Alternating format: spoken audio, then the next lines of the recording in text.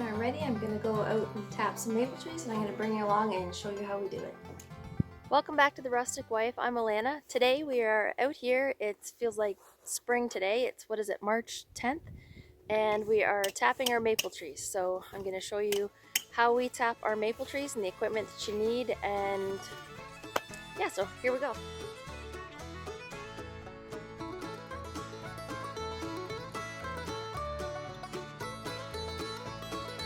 Slight break in plans here. I'm just going to pick up Isabel from school, and then we'll come back and tap the trees. She doesn't like to miss any of this.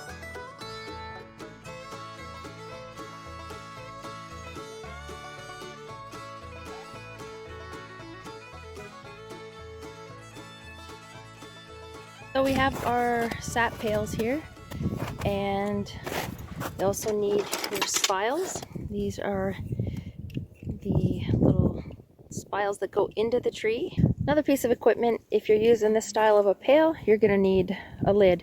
That just keeps the rain and dirt and debris out of your sap. So these lids, these ones didn't come with these pails. I got these at the co-op. They used to be $3 each, but I just bought 20 more and they're about $3.70, which isn't too bad. Now, knowing when to tap your maple trees is important.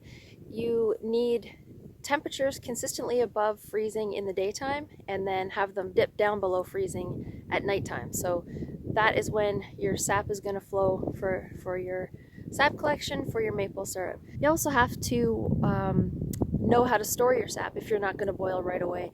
The sap needs to be kept cold because it's like milk and it will spoil. So if you just have a small amount, you can just put them in Ziploc bags and freeze them flat in the freezer, or keep them in containers in the refrigerator. Or if you're going to boil right away, just collect it and boil it in your evaporator pans, or however you do it. What we do is we collect ours in food grade pails with lids, and we keep ours in the garage, as our garage is not insulated, and that will keep it nice and cold until we are ready to boil. So you also have to be mindful of the size of the tree that you're tapping. This tree here, I would only put one pail on that. It has to be almost a foot across to put one pail on, a 1.5 feet across for 2 pails, and we only ever use 2 pails no matter how big our trees are. So you always have to make sure it's a good size, because you don't want to damage the tree. So for instance, this tree here, the size of this tree could have 3 pails. We only ever put 2 on it, but that one's big enough for 3 pails. Drill your new hole for the season. You'll see there's an old hole from the previous season. You don't want to drill your new hole in around that area. You want to be off about 6 or 8 inches from either side of it. And these are the spiles that we put into the tree, and the sap runs through there and out the spout, and that hook is just what the pail sits on. So we have 3 different types. This one here requires a 5/16 drill bit, and these 2 require a 7/16. We try to use these ones as it makes a smaller hole in the tree. So these ones were called tree savers when we got them, and so when we run out of those, we ended up using these ones, and we have to get the 7/16 drill bit. When you drill, you want to do just a slight angle, just enough so the sap will run down, but not too steep of an angle so that your spile will fall out. And you want to drill about 1.5 inches deep, or however long your spile is.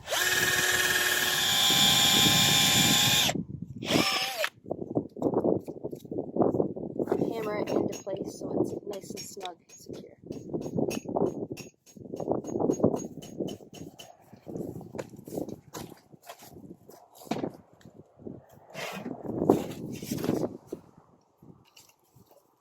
Put your pail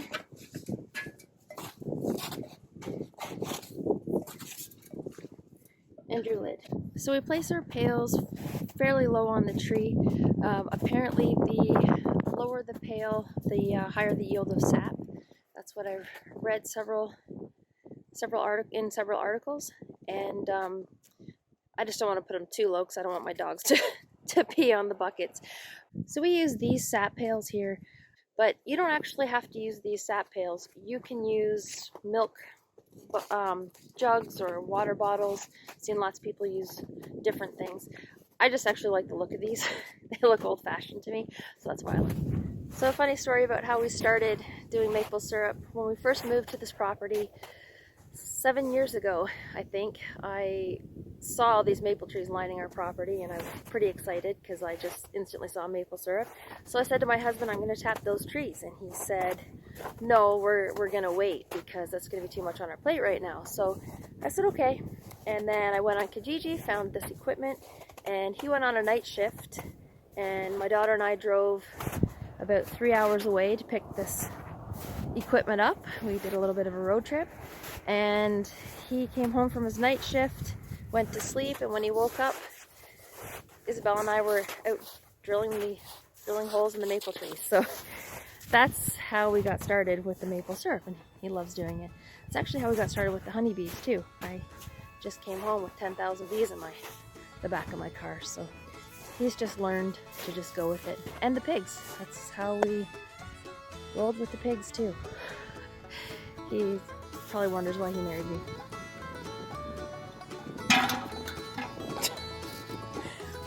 Over your head.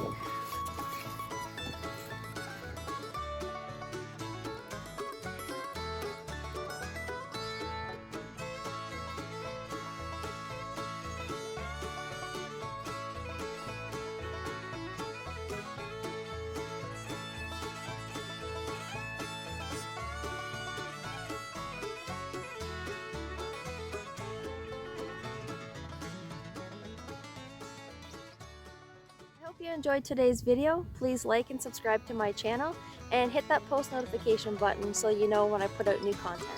I hope you have a great day, and this is the Rustic Wife signing off.